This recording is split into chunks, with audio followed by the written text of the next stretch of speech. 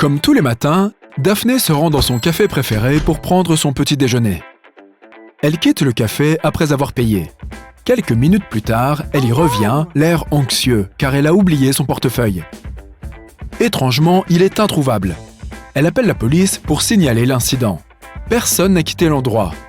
Donc, le voleur est toujours là. L'officier commence à interroger tout le monde. Jenny, la caissière, explique que Daphné est une cliente régulière et qu'elle la connaît depuis longtemps. Elle n'aurait donc jamais volé son portefeuille et elle ne l'a pas vu après que Daphné ait payé.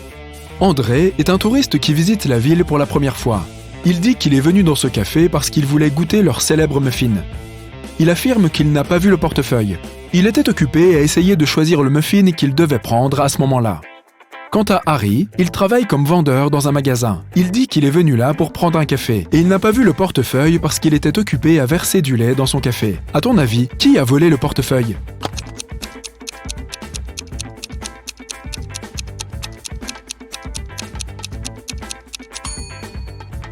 C'est Harry, le vendeur du magasin, ou plutôt Harold. Tu vois son badge ? Il a menti sur son nom quand il a commandé sa boisson. De plus, alors qu'il a déclaré qu'il versait du lait dans son café, comme tu peux le voir, il n'y a pas de lait dedans.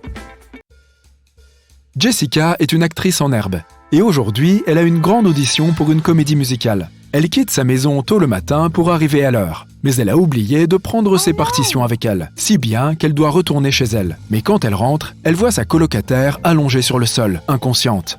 Une infirmière se tient à côté d'elle. Elle explique à Jessica que sa colocataire a été empoisonnée. Mais heureusement, elle a eu le temps d'appeler une ambulance avant de perdre connaissance. Jessica comprend immédiatement que quelque chose cloche. Elle remercie l'infirmière d'avoir aidé son amie et lui demande si elle peut lui apporter un verre d'eau ou autre chose. L'infirmière accepte et Jessica se précipite dans la cuisine. Là, elle appelle la police en disant « Il y a une fausse infirmière chez moi. Elle a empoisonné ma colocataire et a essayé de la voler. » Comment Jessica l'a-t-elle démasquée ?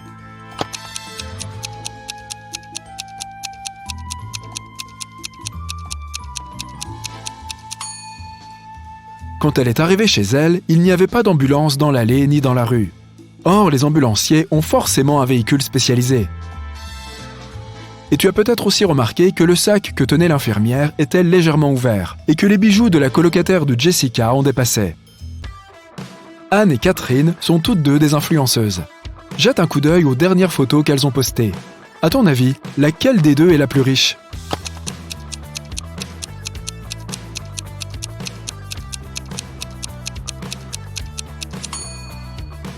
Catherine est la plus riche, bien sûr. Regarde le nombre de likes sur sa photo. Elle en a 27 907. Anna n'en a que 9 837. Ce qui signifie que Catherine a beaucoup plus de followers et doit logiquement gagner plus. Annie a réussi à acheter des cadeaux pour toute sa famille, sauf pour son père. Elle savait ce que chacun voulait, mais son père est plutôt réservé et pas du genre à se livrer. Il n'est pas non plus très doué avec la technologie et n'achète jamais rien en ligne. Il est donc inutile de fouiller dans l'ordinateur de son père et de vérifier les articles enregistrés dans son panier. Toutefois, il aime faire des listes dans son petit carnet. Et Annie est sûre qu'elle peut y trouver une liste de souhaits. Un jour, elle se faufile donc dans le bureau de son père pour chercher le carnet, qui reste introuvable. Mais son bureau a un tiroir fermé à clé. Elle cherche la clé dans toute la pièce, mais ne la trouve nulle part. C'est alors que 2 post-it collés sur 2 livres différents à l'intérieur de la bibliothèque attirent son attention. Le premier est collé sur un livre de psychologie et il est écrit P5487E dessus. Le deuxième est collé à un roman policier et indique P21320E. Annie comprend immédiatement ce que les messages signifient. Peux-tu deviner ce qu'elle doit faire ?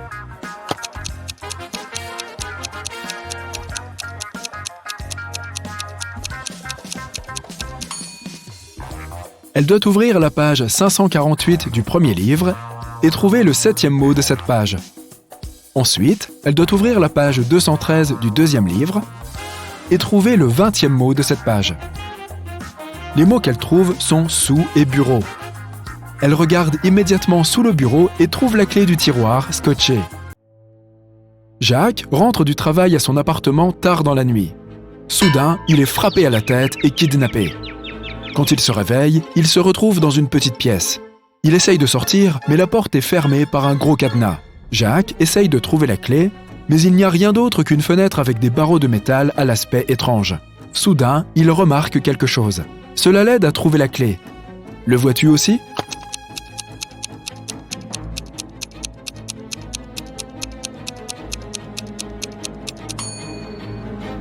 L'une des barres de métal est différente des autres. C'est certainement la clé.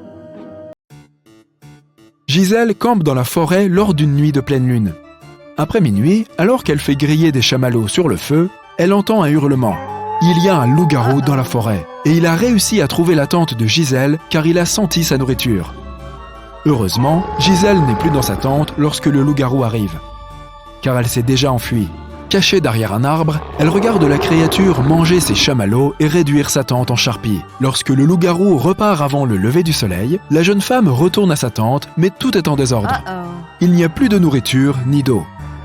Son téléphone portable n'a plus de batterie, si bien qu'elle ne peut appeler personne. Elle commence à errer dans la forêt et, bientôt, elle tombe sur la maison d'une sorcière. Lorsqu'elle entre, elle tombe sur la sorcière ainsi qu'une autre femme. Gisèle demande à la sorcière si elle peut la renvoyer chez elle. La sorcière accepte de l'aider à une condition. Elle ne renverra Gisèle chez elle que si elle devine le nom de sa sœur. Sinon, elle la transformera en grenouille. Gisèle trouve la réponse. Mais comment ?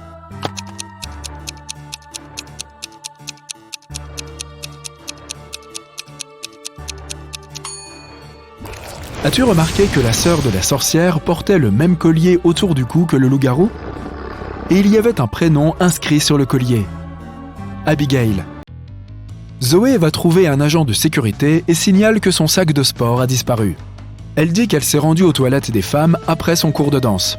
Elle était en train de se recoiffer quand quelqu'un est arrivé par derrière et l'a poussée. Elle n'a donc pas vu la personne qui a pris son sac. L'agent de sécurité refuse de vérifier les images de la caméra de sécurité qui se trouve à l'extérieur des toilettes. Il ne remplit pas non plus de dépôt de plainte. Pourquoi ?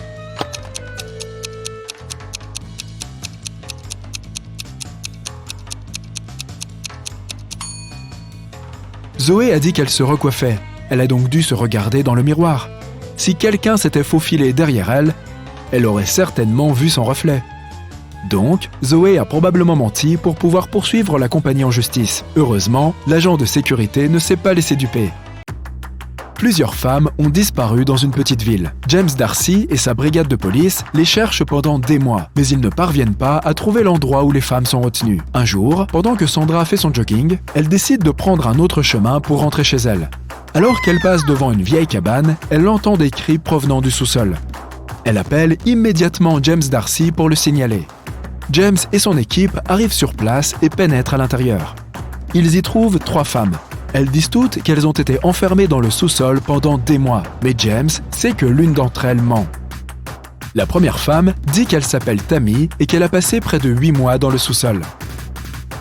La deuxième femme déclare qu'elle s'appelle Anna et qu'elle a passé près de 5 mois dans la cave. La troisième femme dit qu'elle s'appelle Allison et qu'elle est restée là pendant environ 3 mois. Peux-tu dire qui est la menteuse ?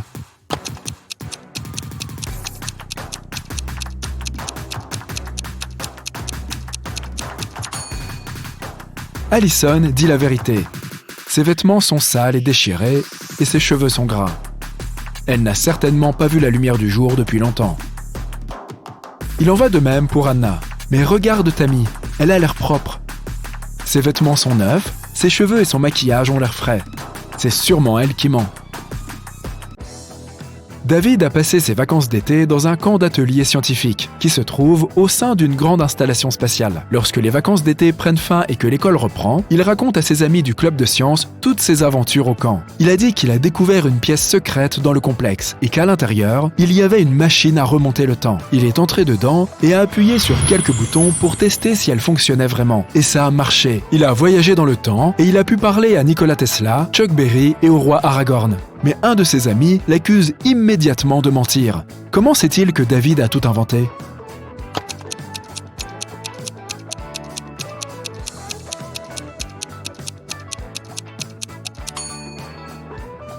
Même si David avait réellement réussi à voyager dans le temps, il aurait peut-être pu parler à Nikola Tesla et à Chuck Berry, mais certainement pas au roi Aragorn, qui est un personnage fictif.